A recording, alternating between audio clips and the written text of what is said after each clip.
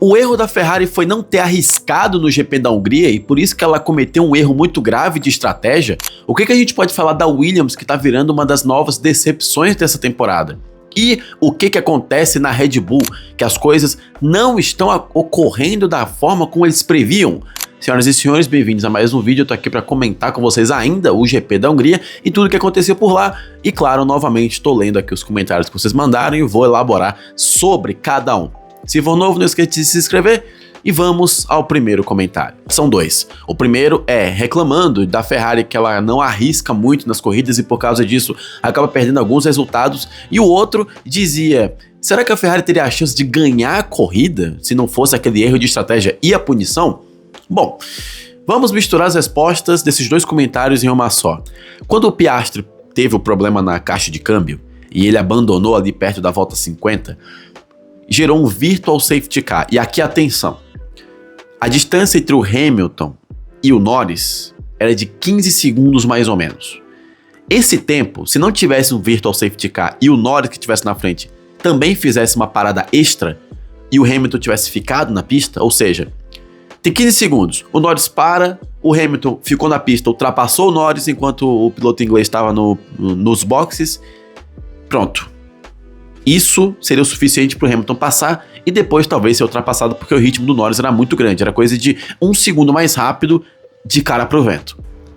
Mas aí veio a Ferrari, que eu imagino que ela tenha imaginado que teríamos um safety car completo e logo depois que o Norris, que já estava 15 segundos na frente, parou, o Hamilton parou também. Muito porque eu acho que ela imaginou que teríamos um safety car cheio. A pista ia parar. E isso não aconteceu por causa da posição em que o Piastri estava. Então, meio que ele colocou o carro especificamente num lugar que não geraria muito problema e que seria fácil de tirar dessa forma, só precisando de um safety car. Eu acho até que a Fórmula 1 está evitando um pouco o safety car completo depois do que aconteceu em Silverstone. Pois bem, se a Ferrari tivesse continuado na pista, ela ainda voltaria atrás do Norris. Porque quando você faz um pit stop durante o virtual safety car, aquela distância de 20 segundos que seria necessária para um carro ultrapassar outro, ela cai para 12 mais ou menos. Mais ou menos por aí, 12, 13. E como ele tinha 15 segundos de vantagem, ele ainda voltaria na frente, mesmo no regime de virtual safety car. Então qual foi o erro da Ferrari em si? Não ter arriscado.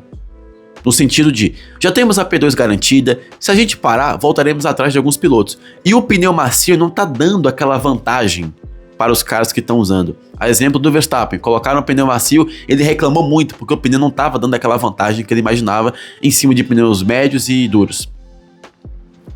O erro da Ferrari foi esse, não ter continuado na pista com o pneu que já estava e ido até o final, garantido a P2 no mínimo. Só que não, ela parou, tomou uma punição por causa de um pit stop que não era necessário, perdeu a segunda posição para o Verstappen, perdeu a terceira ali na linha de saída daquele setorzinho do pit lane para o Antonelli, tomou 5 segundos do Hamilton por causa da punição e ele caiu atrás do Leclerc.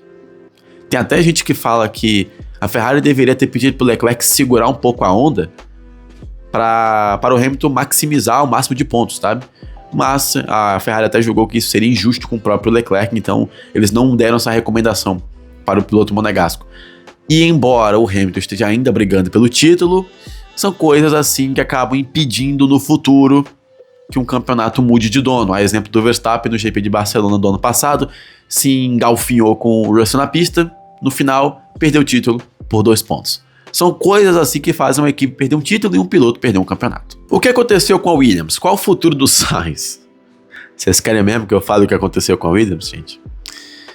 O que aconteceu com a Williams foi o que aconteceu com a BMW em 2009. É o que acontece com essas equipes que tem uma temporada boa nas mãos e fala, não quero, vou focar no ano que vem porque o regulamento vai mudar.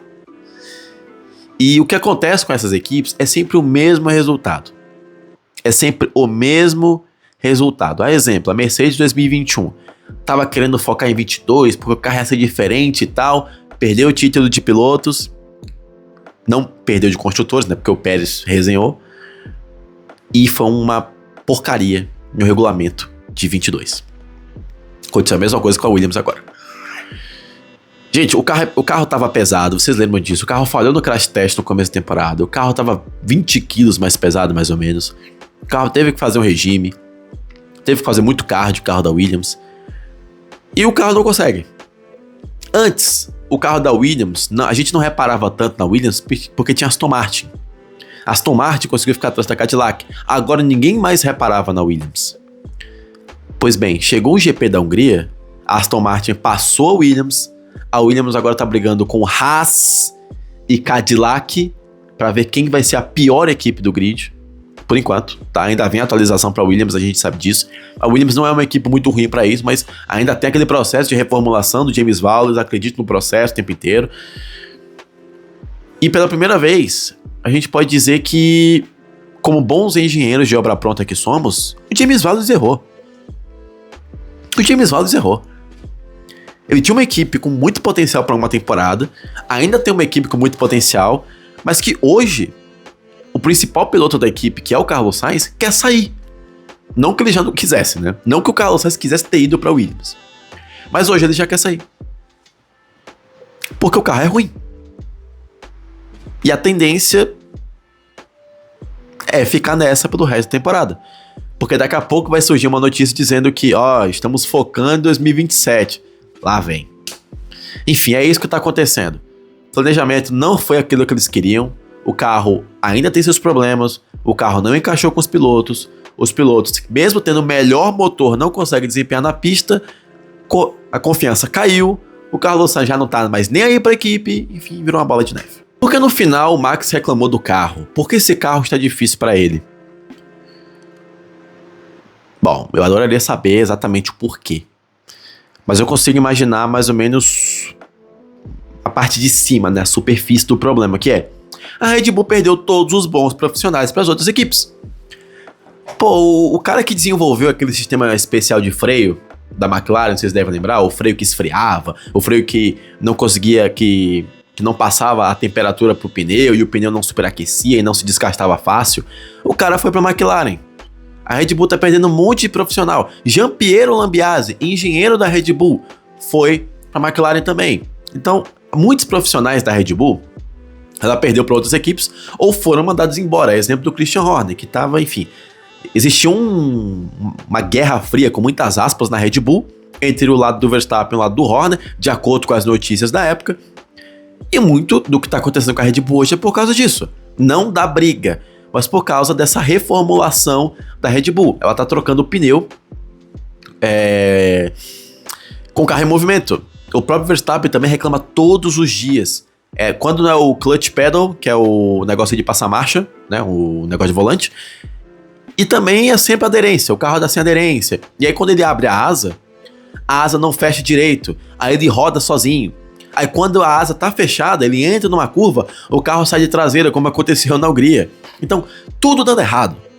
E ainda assim, mesmo o Verstappen reclamando muito do carro, mesmo a Red Bull fazendo um carro que não é um carro pra brigar por título, o carro da Red Bull não é ruim.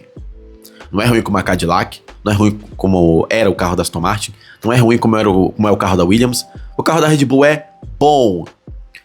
Mas pro nível da Red Bull hoje, bom não é o suficiente. Sabe? Carro bom também roda, mas pro nível da Red Bull não é suficiente. Quem tá ganhando muito com isso é o Radiar, inclusive, que tá vendo o Verstappen não tá fazendo uma ótima temporada assim, ele também não tá fazendo uma super temporada, mas o Radiar tá conseguindo andar próximo do Verstappen. Isso também já irrita o Verstappen por si só. Mas o Radiar tá andando próximo do Verstappen. Então, aquela lenda... Eu acabei de perceber, né? Que aquela lenda de que o carro era feito pro Verstappen meio que começa a ganhar mais força agora, né? Porque o Radiar tá mais forte e o Verstappen tá gostando muito do carro. Mas não é esse o ponto que eu quero trazer aqui agora. A Red Bull hoje, ela tá numa transição... Não é pior que a Williams, óbvio. Mas ela tá numa transição em que os profissionais que lá estão não estão conseguindo atingir aquele mesmo nível de excelência que os que estavam lá. Então é mais ou menos por aí. E o carro da Red Bull ainda tem um probleminha na traseira, que o Verstappen não gosta, que a traseira meio que não tá do jeito que ele quer, o equilíbrio do carro também não tá favorecendo tanto. Gente, é uma bola de neve também. O carro de Fórmula 1 é isso aí, uma equipe principalmente. O que você falaria se fosse psicólogo do George Russell? George Russell, pega essa folga agora, vai curtir com a família, vai curtir com os amigos, parentes, larga o simulador.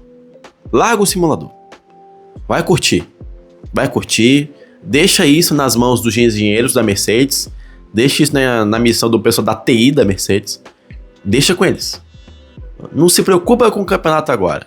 Faltam uns 50 e tal de pontos aí pro campeonato, fica na tua, Russell. Fica na tua. A culpa nem é do Russell, inclusive, tá? A maioria dos problemas do Russell que ele teve foram bateria descarregada, anti-stall, essas coisas. Vocês viram, né? A maioria dos problemas do Russell não foram por culpa dele.